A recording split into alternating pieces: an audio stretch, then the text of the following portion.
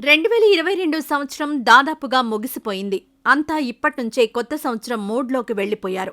2023 ఏడాది కోసం ఎదురుచూపులు స్టార్ట్ చేశారు. అయితే సెలబ్రేషన్స్ కోసం కొత్త సంవత్సరం రావాలని కోరుకుంటున్నారు. కానీ జనవరి నుంచి ఆర్థికంగా, వాణిజ్యపరంగా చాలా మార్పులు రాబోతున్నాయి. ఆ విషయాలను తెలుసుకుని జాగ్రత్తగా మసులుకోవడం మంచిది. లేదంటే మీ జేబుకు చిల్లు పడే అవకాశాలు చాలా ఉన్నాయి. క్రెడిట్ కార్డులు కూడా కొత్త నిబంధనలు తీసుకురానున్నట్టు తెలుస్తోంది. అలాగే వాణిజ్యపరంగానూ భారీ మార్పులు తప్పవని నిపుణులు చెబుతున్నారు.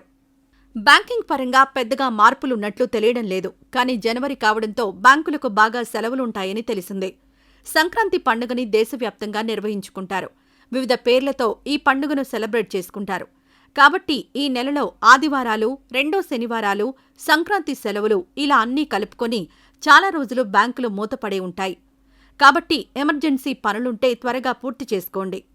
క్రెడిట్ కార్డుల వినియోగం ఇప్పుడు బాగా పెరిగిపోయింది. బ్యాంకులు కూడా క్రెడిట్ కార్డుల జారీని బాగా సులభతరం చేసింది. అయితే క్రెడిట్ కార్డులు వాడేవారికి రివార్డు పాయింట్లొస్తాయన్న సంగతి తెలిసిందే.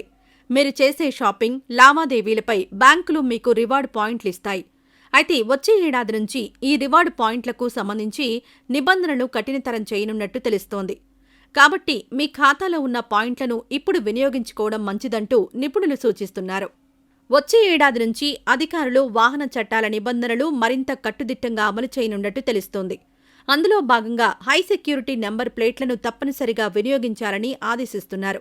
జనవరి నుంచి అన్ని వాహనాలకు హై సెక్యూరిటీ నెంబర్ ప్లేట్లు ఉండాల్సిందేనని, లేని పక్షంలో 5,000 వరకు జరిమానా కూడా విధిస్తారని చెబుతున్నారు.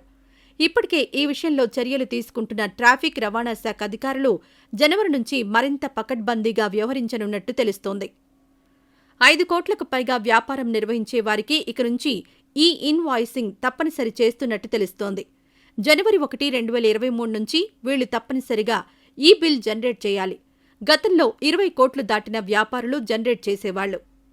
ప్రస్తుతం అందరూ ఆరోగ్య, వాహన బీమాలు తీసుకుంటున్న విషయం తెలిసిందే. అయితే వాహనాల వినియోగం, మెయింటెనెన్స్ ఆధారంగా ప్రీమియం పెంచేందుకు IRDAI ఆలోచిస్తున్నట్టు తెలుస్తోంది.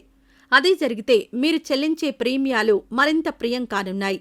కాబట్టి ఈ ఏడాది ముగింపులోపే మీ బీమా విషయాల్లో ఓ నిర్ణయం తీసుకోవడం మంచిది. ఇప్పుడు దాదాపుగా అన్ని ఆర్థిక లావాదేవీలకు పాన్ కార్డును తప్పనిసరి చేస్తున్నారు. అలాగే ఆధార్, పాన్ కార్డు అనుసంధానం చేయాలనే విషయం అందరికీ తెలిసిందే. ఇప్పటికే చాలాసార్లు ఈ గడువును పెంచుతూ వచ్చిన కేంద్రం ఇంకా మార్చి 31, 2023 వరకు చివరి అవకాశం కల్పించింది. ఆ తర్వాత మీ పాన్ కార్డు పనిచేయదని తేల్చేసింది.